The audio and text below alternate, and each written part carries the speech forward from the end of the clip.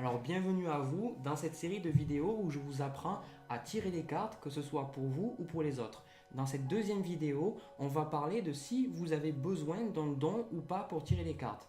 Alors, je vais être honnête avec vous, oui, si vous avez un don, ça va vous aider. Alors, quand on parle de don, de quoi on parle? On parle très souvent de clairaudience, c'est-à-dire entendre des choses que les gens n'entendent pas, de clairvoyance, souvent les flashs, c'est-à-dire que vous allez tirer les cartes et vous allez voir certaines choses, ou avoir des prémonitions par exemple, ce sont les dons. Mais le fait de ne pas avoir un don ne va pas vous empêcher de tirer les cartes et d'avoir un tirage clair et qui va vous aider vous et vos proches. Pourquoi? Parce que je pense que les dons ne sont en fait pas vraiment des dons. Je pense qu'en fait, on est tous en fait avec un certain potentiel et avec certaines capacités et certaines personnes auront des prédispositions à entendre certaines choses et à voir certaines choses que les autres ne voient pas. Mais je pense qu'au fond de nous, on les a toutes ces capacités. Donc si vous tirez avec un jeu de cartes, vous allez vous retrouver dans une position où vous allez développer en fait ces capacités-là. En fait, quand vous tirez les cartes, vous allez vous connecter à vous-même et vous allez vous connecter à l'autre personne. Quand quelqu'un vient et tire les cartes, en fait, elle ouvre son cœur ou pas, ça peut dépendre si la personne est totalement fermée à vous, mais en général, elle va vous montrer son monde intérieur et ça va être reflété dans son choix des cartes. Parce qu'en fait, quand vous tirez des cartes, par la loi d'attraction, vu que tout n'est qu'énergie, la personne ne peut pas choisir les mauvaises cartes. Et comme pour vous, vous ne pouvez pas choisir les mauvaises cartes. Même si vous ne comprenez pas le tirage, la personne choisit toujours la bonne carte. Donc l'intuition va se développer quand vous allez tirer les cartes. Mais si vous êtes quelqu'un de très cartésien, qui ne croit pas du tout à quoi que ce soit de supérieur, que vous pensez que la clairaudience, la clairvoyance est quelque chose qui n'existe tout simplement pas, et bien en fait vous allez pouvoir en fait avec les cartes avoir du symbolisme, la numérologie, certaines choses qui vont ressortir peut-être quand vous allez voir cette carte là va vous rappeler certaines choses peut-être de votre passé ou de vous en fait.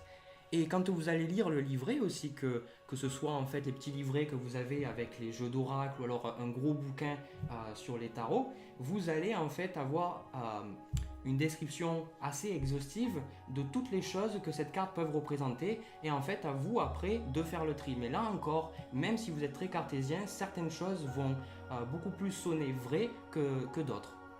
Voilà. Ensuite, la deuxième raison qui me fait dire qu'on n'a pas besoin d'avoir un don, c'est que moi avec mes amis, au début ils croyaient pas du tout aux cartes, ils étaient dubitatifs, ils pensaient que ça marchait pas vraiment et donc je les ai un peu encouragés à essayer pour eux-mêmes de me donner en fait des sessions en fait avec les cartes et j'ai vu une très bonne progression sur tous mes amis et je vois aussi qu'on est tous différents quand on tire les cartes comme dans la vie, on a tous des attentes différentes, une manière de voir les choses différentes. Donc je vois certaines personnes qui sont très cartésiennes et qui se sont développées vraiment de manière extraordinaire et certains qui sont beaucoup plus intuitifs et qui ont beaucoup plus de choses. Mais de manière générale, que vous soyez quelqu'un qui fasse beaucoup plus attention à son intuition qu'au rationnel, vous allez trouver en fait quelque chose de bon dans les cartes. Ça peut être que bon pour vous en fait. Ensuite, la dernière raison qui me fait dire que vous n'avez pas besoin de dons nécessairement, c'est que en fait, toujours l'univers va vous envoyer en fait le message avec ce que vous avez sur le moment. Très souvent, il y a des gens qui me posent des questions sur les cartes en général et ils ont fait un certain tirage et ils se disent mais ça m'a parlé, c'était vrai, j'ai senti que effectivement c'était ces choses-là que je devais travailler, mais vu que je ne sais pas bien tirer les cartes, je ne sais pas si je dois vraiment faire confiance à ce que j'ai vu. Et s'il y a bien une chose que j'ai compris, c'est que moi-même qui est clairaudient, qui entend des choses d'être supérieur, d'amour, des messages d'amour que j'entends aussi quand je tire les cartes, c'est que des fois ça peut se mélanger avec du mental. Donc c'est pour ça que en fait on me contactait, c'est-à-dire le matin ou le soir quand le mental est beaucoup plus affaibli, ou alors au milieu de la nuit on me réveillait en me disant d'écrire certaines choses. Et parce que la journée, ils comprenaient très bien que on ne pouvait pas communiquer avec moi, que j'allais pas croire. Par exemple, si vous êtes dans une humeur très agressive, que vous êtes à un travail qui vous plaît pas et qu'on commence à vous dire qu'effectivement vous allez avoir une promotion et que cette personne que vous aimez pas du tout va partir de votre travail parce qu'elle va être mutée, et bien vous allez avoir du mal à recevoir le message, je vais dire non, c'est pas possible. Donc c'est pour ça que les choses vont arriver toujours de la meilleure manière possible pour vous. Si vous débutez dans le tarot, il est clair et certain que au début, vous n'allez pas avoir de messages très exhaustifs. Vous allez peut-être patauger, mais vous allez quand même avoir quelque chose. C'est pour ça qu'il faut persévérer. Et si vous avez un tirage et que vous vous dites que effectivement vous avez eu des choses, mais vous n'êtes pas sûr parce que vous ne tirez pas les cartes depuis assez longtemps, ne doutez pas, parce que ça veut dire que le message vous a été transmis de la bonne manière. Ces personnes-là, en général, me parlent d'un tirage qui s'était passé plusieurs semaines avant. Ça veut dire que le tirage a effectivement fait le travail. Par exemple, dans cette carte-là, cette carte, encore une fois, va représenter certaines idées.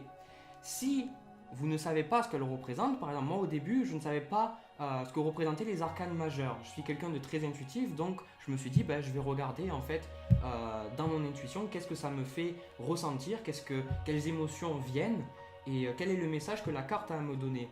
Et c'est seulement après que j'ai commencé à travailler avec des bouquins, que j'ai commencé à vraiment comprendre ce que les arcanes majeurs avaient à me donner. Par exemple, la papesse, si vous ne savez pas ce que c'est dans le tarot, si pour vous ce n'est pas logique, ça ne va rien vous apporter de tirer la papesse dans votre jeu, et bien vous allez tirer une autre carte qui sera beaucoup plus expressive et qui va vous apporter beaucoup plus de réponses. Après, si vous vous intéressez à ce que la papesse signifie, donc la sagesse, la patience, eh bien c'est comme si en fait l'univers savait que vous savez, parce qu'en fait on pense qu'on est divisé de l'univers, mais on ne forme que tout. Quand on dit l'univers, vous êtes dedans. Donc on est des êtres interdépendants avec tout n'est fait qu'énergie. Donc vous allez de manière logique tirer la papesse, parce que à ce moment-là vous allez comprendre que cette carte veut dire sagesse et intuition. Donc ne doutez pas de ce que vous avez, que vous pratiquez cela depuis 1 mois, 6 mois ou 2 ans. Ne doutez jamais de ce qui vient en fait dans les cartes. Ensuite, dans la prochaine vidéo, question très importante qui revient. Alors en fait, on va voir comment vous pouvez choisir votre jeu, parce que souvent ça revient, les gens se disent moi j'ai envie de commencer avec le tarot de Marseille, mais c'est très compliqué, mais j'ai vu aussi des oracles et qu'est-ce que je dois faire, et puis je doute, je sais pas. Donc dans la prochaine vidéo, je vais vous donner en fait une approche pour que vous soyez capable de choisir le bon jeu, de travailler avec, qui vous apporte des réponses et qui vous aide dans votre vie. On se retrouve pour la prochaine vidéo. À plus.